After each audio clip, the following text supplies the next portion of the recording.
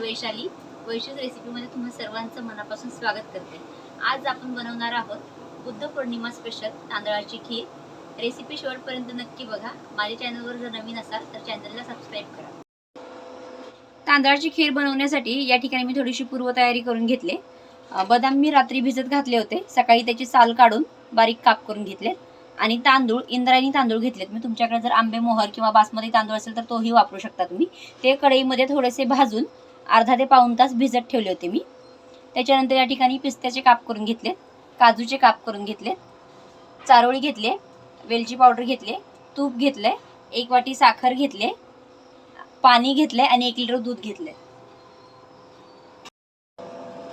तांदळाची खीर बनवण्यासाठी मी सर्वप्रथम आपण जे दूध घेतलंय 1 लिटर, ते दूध मी उकळ आल्यानंतर त्याच्यामध्ये 1 चमचा टाकल्याने गॅस बारीक केला आणि ते उकळतच ठेवायचं आपण एक साईडला। आणि दुसऱ्या गॅसवर मी एक कढई ठेवली, त्याच्यामध्ये आपण थोडंसं तूप घालून घेणार आहोत। अर्धा ते 1 चमचा तूप घालून घ्यायचंय। आता हे जे तांदूळ भिजत ठेवले होते आपण अर्धा ते पाऊण तास, त्याचं पाणी गाळून घ्यायचंय आपण। आणि ह्या तुपावर हे तांदूळ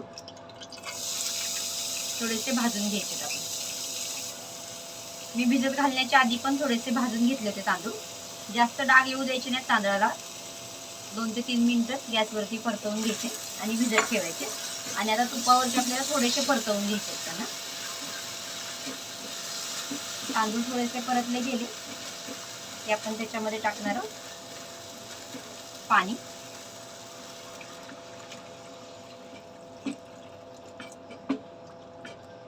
जवळजवळ 300 ते 400 मिली एवढं पाणी टाकले मी।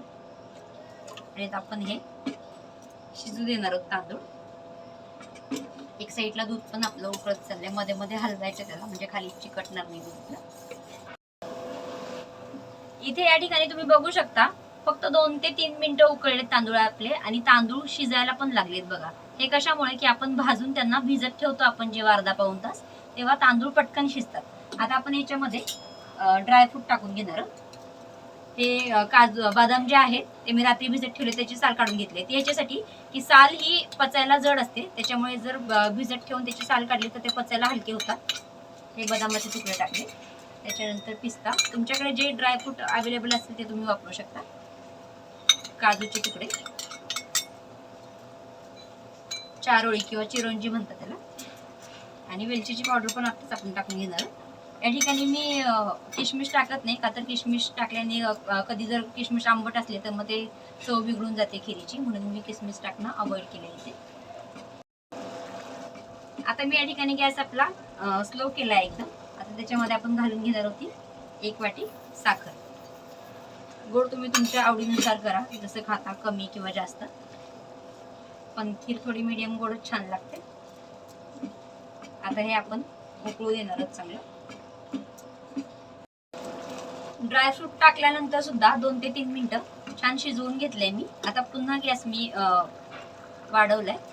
आता आपण दुधाचा गॅस बंद करूया आणि हे जे दूध आपण बॉईल करून घेतलंय ते आपण आपल्या खीरमध्ये टाकून घेणार आहोत। मी या ठिकाणी फुल क्रीम मिल्क वापरले। गॅस बारीक करायचा आता आपण, नाहीतर मग ते बाहेर येईल। आणि बारीक गॅसवरच अजून 5 ते 10 मिनिटं छान खीर शिजवून घ्यायची।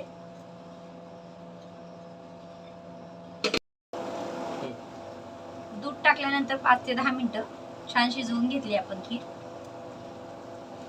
आता आपण गॅस बंद करूया आणि खीर सर्विंग बाउल मध्ये काढूया। खूप छान लागते खीर ही, तुम्ही नक्की ट्राय करू शकता।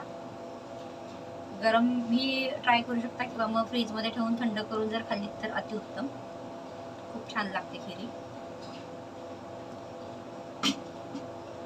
तयार आहे अतिशय रुचकर अशी तांदळाची खीर। माझी रेसिपी जर आवडली असेल तर माझ्या चॅनलला लाईक करा, शेअर करा, सबस्क्राइब करा आणि अशाच नवनवीन आणि साध्या आणि सोप्या पद्धतीने बनवल्या गेलेल्या रेसिपीसाठी बेल आयकॉन ऑल वर सेट करा। धन्यवाद।